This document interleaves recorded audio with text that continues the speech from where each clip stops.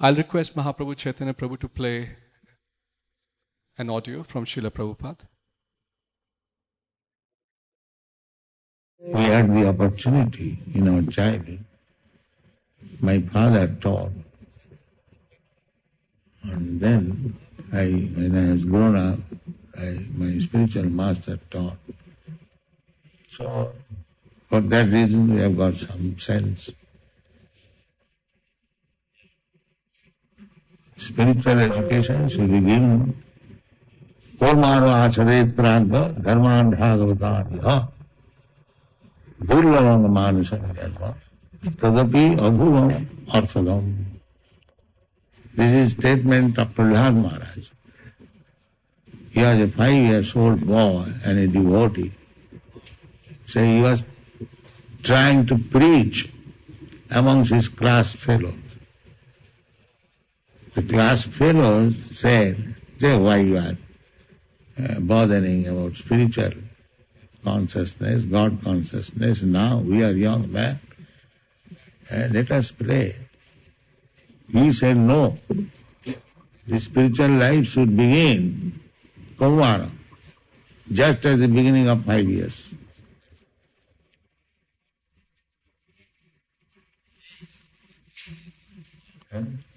Why? Durlavam manusam janma. This human form of life is very rarely obtained. And we do not know when we shall die. So before our next death, we must be spiritually equipped. That is the business of human life. There is no guarantee when death will come. A child may also die tomorrow. There is no guarantee. Therefore, spiritual education should begin as soon as a child can understand something.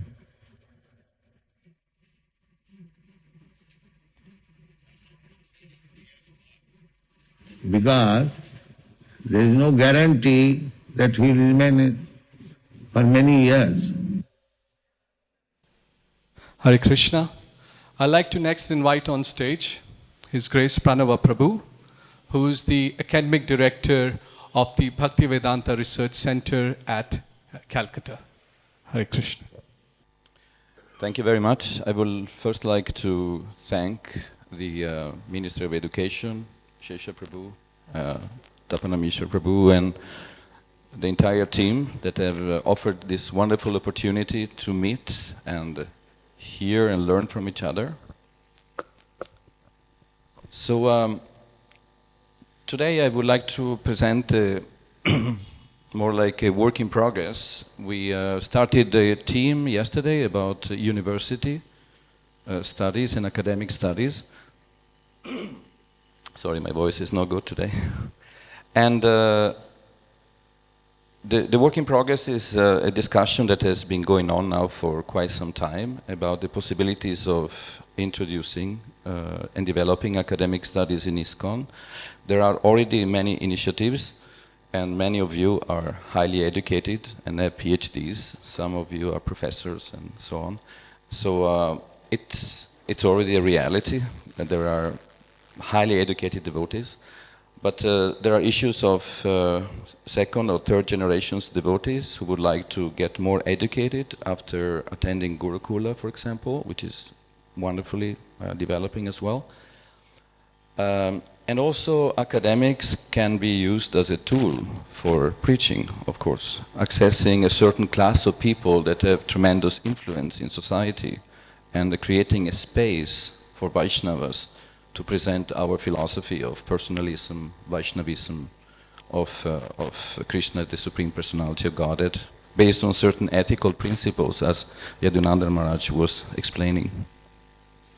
So what I want to do today, briefly, is give a brief history of the relation between academics and some of the members of our Sampradaya, such as Srila Bhaktivinoda Thakur, Srila Bhaktisiddhanta Saraswati, and Srila Prabhupada.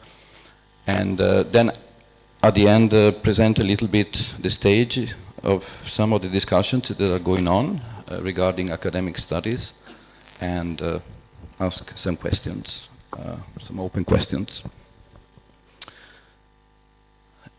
So we are in Mayapur Dham, which historically has been a center of learning since 13th, 14th century. Navadvip was a center of Nyaya, of logic.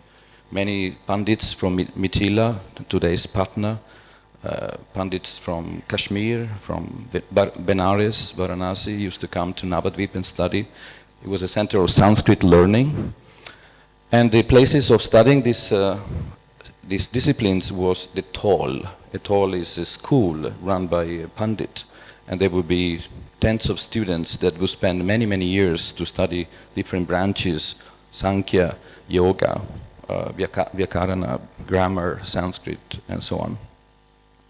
Sri Chaitanya Mahaprabhu was known as Nimai Pandit during a certain period of his pastimes here in Navadvip, and opened a school. In Navadvip still there is the Tol Mandir, a temple that is said to be the place where Chaitanya Mahaprabhu used to teach and have his own school. Chaitanya Mahaprabhu, of course, did not need to go to school, but he was himself extremely learned and had very, very learned conversations with the highest intellectuals of his time, such as Sarvabhauma Bhattacharya and Prakashananda Saraswati. The modern educational system was in Bengal, in India, was highly promoted by the Christian missionaries. One important person was, in this context, was Alexander Duff. He was a co-founder of the Scottish Church College that Srila Prabhupada attended. And it was a turning point in the Christian missionaries' idea of combining education of physics, chemistry, like that, with religious education, so that the students would also learn about Christianity and the Bible. And it was common that educated families in Calcutta would send their children to these kind of schools, and still is the case today. Many Hindu families send their children to such institutions to get good education in English.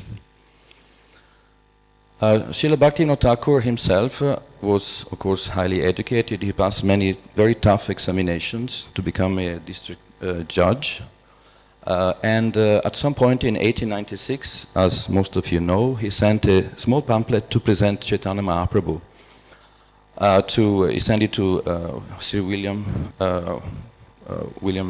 not William Jones, but Monier William Williams and others at the University of Oxford, to the University of McGill and universities in Australia and other parts of the world. Srila Bhaktisiddhanta Saraswati studied at several institutions. One was the Saranpur Union School, which was founded by Vidyasagar, one of the great educationalists of Bengal. He went to the Calcutta Metropolitan Institution, where he used to challenge his teachers whenever they criticized Vaishnavism. And then finally the Sanskrit College. There was a traditional school mainly for Brahmins, but had been open to other Kayastas and other groups, non-Brahminical groups, just before Bhaktisiddhanta Saraswati entered that school. He is known for the approach of Yukta Vairagya, applying, so to speak, renunciation to particular specific situations. This is the logo of the Gaudiya, the magazines of Bhaktisiddhanta Saraswati, the weekly magazines of the Gaudiya Math during his time. And we can see that under the path of Raganuga, there is a Mridanga, and then there is a printing press. So Bhaktisiddhanta Saraswati was not shy in using modern technology or any tool that could be used in Krishna service. He speaks about it already quite early in a book called Bonge Shimajikata that he published in 1899, where he discusses that of course it is important to maintain ancient traditions, but now there is a modernity, there is a change in society and culture. So finding a balance, a middle way, is actually important. Srila Bhaktisiddhanta Saraswati promoted the creation of the Bhaktivinoda Institute The institute is still there, not far from here, on the way to the Jogapit. Today is a secondary school. But it was an English medium school where that welcome good youth from respectable Hindu family. They would follow Ekadashi, follow a regular sadhana, worship Tulsi, and get academic education in preparation of the tough entrance examinations to Calcutta University. So it was academically sound. They had a strong library with the Encyclopedia Britannica and other works, and also, of course, devotional literature. Srila Bhaktisiddhanta Sarasvati also, this is a document that we found in our archive at the Bhaktivedanta Research Center. At the very end of his stay in this world, he drafted a proposal for a research institute, the Bhakti Vinod Research Institute, which never really materialized. Bhaktisiddhanta Sarasvati was very keen to write literature and books about Vaishnavism and give a different perspective and understanding of the history of Vaishnavism and theology of Vaishnavism than it was the common understanding at the time. For that, there was a need of research institute. Most of his own sannyasis and senior, more prominent disciples had at least a bachelor degree or even a master degree. So the members of this research institute would be academically educated devotees.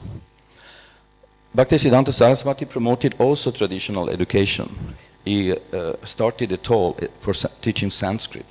And he started also courses that are very similar to Bhakti Shastri, Bhakti VIPLAVAH, our courses that Srila Prabhupada introduced.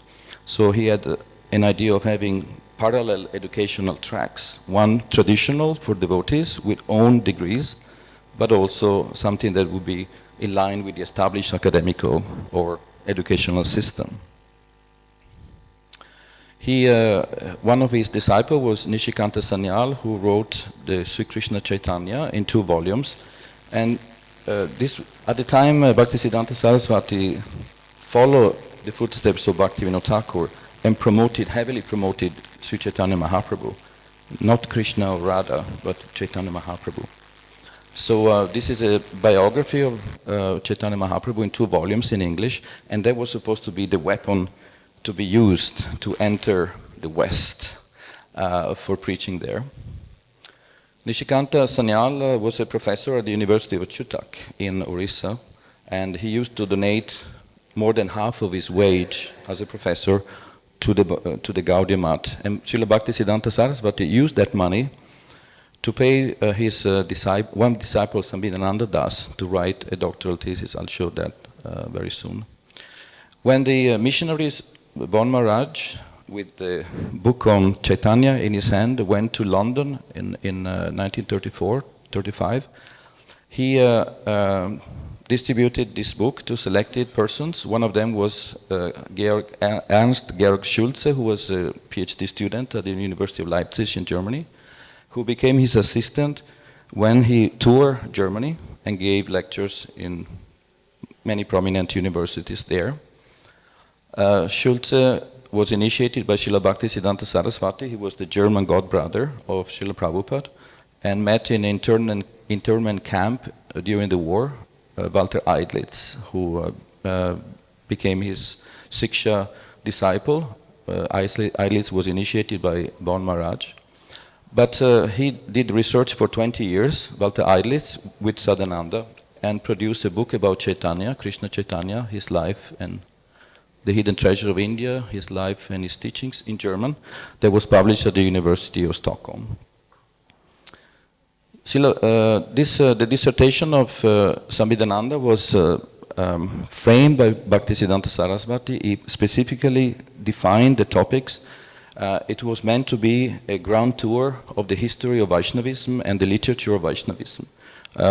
More than 700-800 pages. So we are now trying to republish it.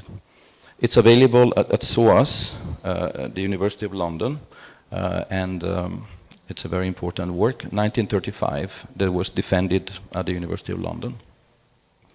So in our society, in ISKCON, we have been developing different approaches to academic studies already. There have been many initiatives. I mentioned just a few. There are more in Hungary, the Bhaktivedanta College. I'm sure there are many other initiatives around the world. But just to name a few, Srila Prabhupada was keen on developing a dialogue with modern science, not in a necessarily, of course, in a critical, independent way, but also inviting for dialogue. So initially the focus was on the natural sciences, that means the hard sciences, physics, biology, evolutionism, and so on. So we have the creation of the Bhaktivedanta Institute with Bhakti Swarup Damodar Maharaj, Druta Karma, Sadaputta. Many books were published has been published by the Bhaktivedanta Institute, and many conferences were also done, both in Calcutta and other places, to create a dialogue between religion and science. Many Nobel Prize winners, natural scientists were invited to discuss the topic, and as far as we can see, it was quite successful. We have an initiative in Italy based more on the humanities by Matsya Bhattar Prabhu, teaching philosophy, yoga, for example, archaeology, mainly philosophy, darshana, and so on, Vedanta. In Mumbai, the Bhaktivedanta Institute created a branch affiliated to the University of Mumbai and the Department of Philosophy. The area of study was consciousness studies, so dealing mainly with the natural sciences. The Oxford Center for Hindu Studies, created by Shaunaka Rishi Prabhu, entered the field of theology, is affiliated to the Department of Theology at Oxford University, is an independent center who doesn't give examinations directly, but provide training and education in Hinduism, Vaishnavism, and other areas. It was created in 1997. The Bhaktivedanta College that Yadunandan Maharaj was the principal of for many years and one of the founders, has offered a 3-year education, first affiliated with the University of Lampeter in Wales, and then University of Chester. Also offered a 3-year course in education for teacher training, teacher education, and now is offering a MBA, Master of Business Administration, in cooperation with the college in Paris. The Bhaktivedanta Research Center in Calcutta is not yet affiliated to any university, but it was created as a library for the whole ISKCON movement, but also as a Vaishnava, a repository of literature about Vaishnavism, the history of Vaishnava civilization, history, and culture. So we are hosting the original writings of Srila Bhaktivinoda Thakur and Srila Bhaktisiddhanta Saraswati. We also tried to develop a repository of literature by ISKCON. For example, we are collecting all the Bhagavad Gitas translated by the different BBTs around the world, and collect all the books published by ISKCON and the BBT around the world. And as we mentioned yesterday, in 2018, as far as I know, one of the first times that, at least in India, the first time in India, at least, a Bhaktivedanta Vidyapith Research Center was affiliated officially to the University of Mumbai, and then can offer now a PhD course in Vaishnava studies, and later on the plan is to also give other kinds of courses. I think Gauranga Prabhu tomorrow will speak more about it. So there has been some discussions also about creating a academic facility here in Mayapur for various reasons, because there is already a very large population of devotees here. There are many devotees attending many schools, the Gurukula and so many other schools. And this has opened many questions.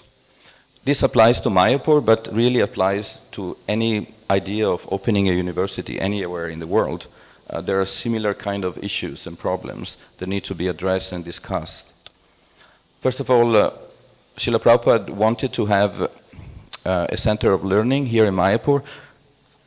Already in 1926, Srila Bhaktisiddhanta Saraswati spoke in a letter about an instruction that he received by his father, Srila Bhaktivinoda Thakur, where his father told him personally that he thought that he gave him Mayapur to develop Mayapur, and said that Mayapur will flourish when it will become a deep center of learning, a Vidyapit, specifically for Vedanta, for, of course, Bhakti, and so on. Srila Prabhupada also wrote in 1974, if we can organize an institution such as St. Xavier's College, is a Catholic, very reputed Christian Catholic school in Calcutta, and we can give people instruction to the English medium and raise them in a Krishna conscious culture, we shall get a limited number of students from respectable families of India. Which of course raises questions. If ISKCON starts a university, will it be only for devotees, or how open should it be to outsiders? In 1992, there is a GBC resolution about the proposal for a university in Mayapur that was submitted by Harikesh Swami at the time. And the Hridayananda Goswami was encouraged to move to Mayapur and had the project. The Bhaktivedanta Institute with Bhakti Swarup Damodar Goswami was also supposed to participate. And Tamakrishna Maharaj was ready to spearhead the project. That was in 2002.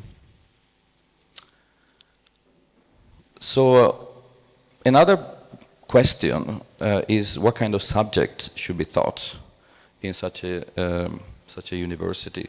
The primary subject, even in Western academia, has been theology. Most older universities in the West, where in those universities, theology was always the initial subject, because it was meant to train priests in the different Christian churches.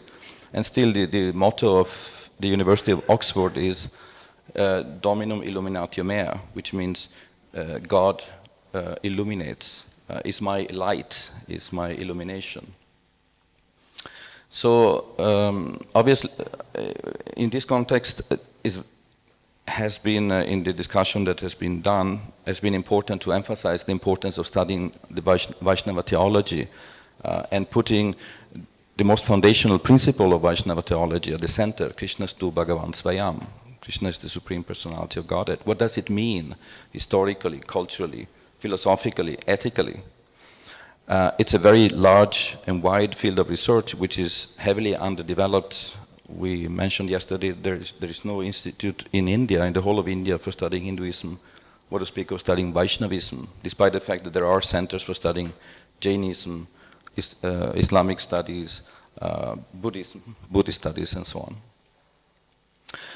So it's important, and I was very happy that Tapana Mishra Prabhu introduced the idea of having a team discussing and reflecting over questions regarding a university. What are really the needs of the ISKCON community? Are we looking at academics for training our own devotees who want to have an academic education? Not everyone needs that or wants that, but it's more like an internal, fulfilling internal needs. Or are we looking at inviting people from outside?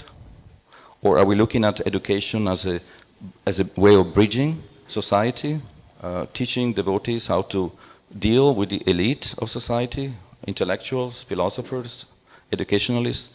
India has a population of 300 million young people that needs to be educated.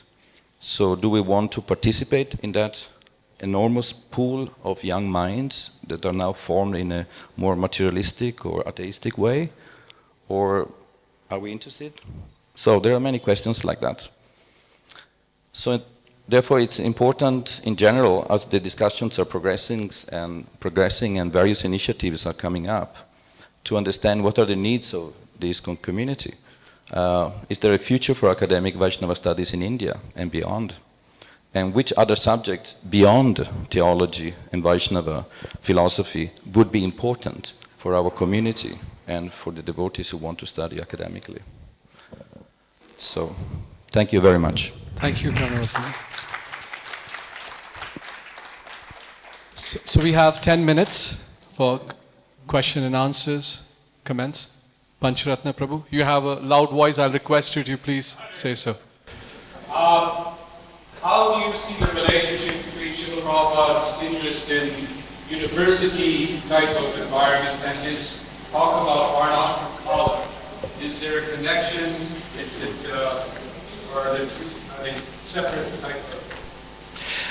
This is a very important question and a very complicated one, because as far as I see, my limited experience is that the issue of Varnashram, the Varnashram system has not really been worked out sufficiently in our society.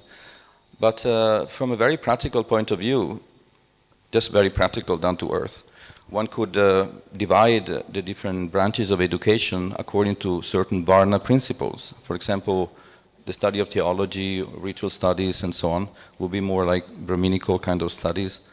Those studying management, leadership, will be more Kshatriya, and so on. So depending on the kind of discipline and the practical work that education leads to, what could make a certain, maybe not specified very clearly, but a certain natural division of duties and occupations. So, but this is definitely one of the topics that needs to be worked out and discussed more in detail. Okay, question here. Pranava, when you present what Bhaktisiddhanta Saraswati Thakur thought and he worked on developing, and Bhaktivinoda Thakur, it seems like they're very liberal in terms of other subjects, not directly Krishna related, But when we look at maybe among the more massive devotees, there seems to be a more conservative kind of viewpoint on these things. Can you give any light on it? Yeah, this is an important point, because the way I understand Bhaktisiddhanta Saraswati's work is that he saw this initiative, which I presented here, as part of his preaching mission. Because of the periodicals that the Gaudiya Math was running, like the Harmonies, the Gaudiya, Nadia Prakash was a daily newspaper, which was published here in Mayapur. So they were trying to understand the cultural climate of India at the time, and also addressed various issues, various critiques of Vaishnavism that were presented by various scholars at the University of Calcutta, professors, intellectuals. So the way he envisioned academics, as far as I can understand, is that it was a tool for presenting other different arguments against it and presenting a new vision. In other words, was a part of an outreach program, not necessarily meant to educate devotees at that time. Most of his senior devotees had already an academic education, so that was used for various other purposes. But the main point was outreach. So, in other ways, Srila Bhaktisiddhanta Saraswati was very, very conservative, very orthodox, but he used many new things. Printing presses. He had 2 cars for the purpose of preaching. He would be very flexible and adjust to time, place, and circumstance. So that's my understanding.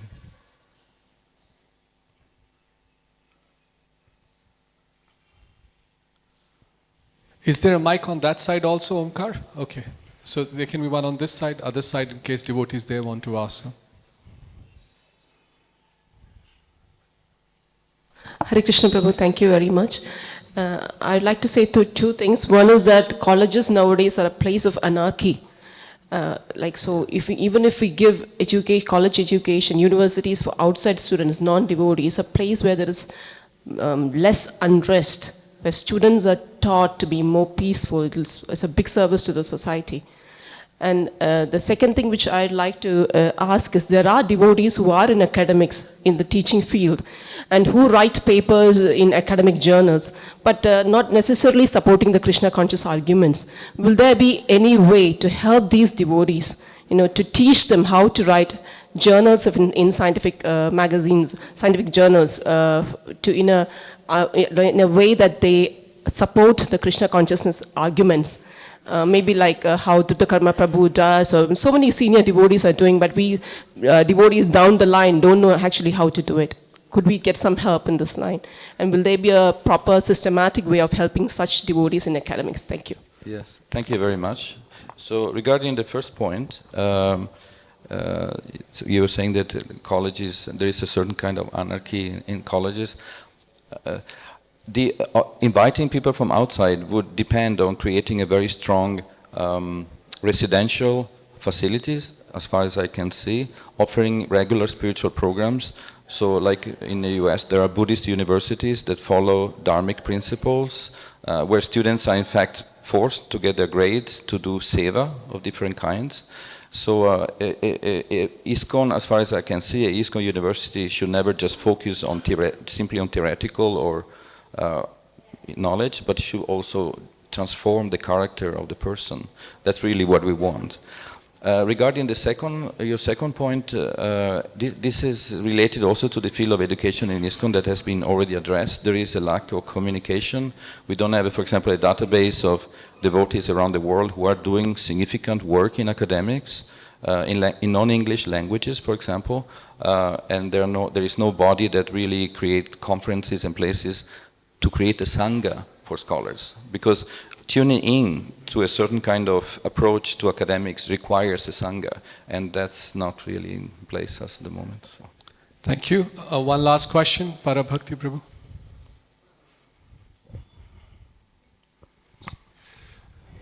So you mentioned that if you want to reach the youth, especially in India, you mentioned there are 300 million of students, they can be reached, not by us. That means that we need hundreds of thousands of teachers. Maybe is a long term, no? That, yes. So is there any plan? Because you know all the other religious institutions, they have a plan to train the people. At least 3-4 years of training. Yes. So that we can qualify, because especially in the West, you cannot go and say, okay, they can invite you as an expert for 1 time, 2 times, but if you want regularly to teach, you need qualification. There is any plan, or maybe for this field? Yes, this is an extremely important question, because the quality of any institution, educational institution, is crucially depending on the quality of the teachers. The teachers make the school, not vice versa, not the students. So I think tomorrow Gauranga Prabhu will speak about the initiative at the Bhaktivedanta Vidyapith Research Center. The idea is to start from the top level of PhD education and start training our own scholars. Because the problem is, even if there is money and resources, you cannot buy devotees who are trained. They have to go through the process. And we definitely, in my opinion, those who are teaching in the ISKCON University should be devotees mainly. We should not just rush through things for the sake of doing it fast and hire people who are not devotees, who don't understand the philosophy, the ethics, the principles of Vaishnavism. That will contradict the purpose. So that's why we felt that it was important to start with the PhD program in Mumbai University, and then have devotees going through the PhD program in Vaishnava philosophy, history, and so on. And that could be the seed for further developments. So. Thank you, Pranava Prabhu. And my 2 cents on this, Parabhakti Prabhu, I think Prabhupada did give a model. He says graduate education, undergraduate as Bhakti Shastri, then Bhakti Vaibhav, then Bhakti Vedanta, and Bhakti Sarvabhauma. How much can we raise our programs to a point where a Bhakti Shastri is considered in the outside world an undergraduate degree is up to ISKCON. So on that note, I'd like to request everybody to thank Pranava Prabhu.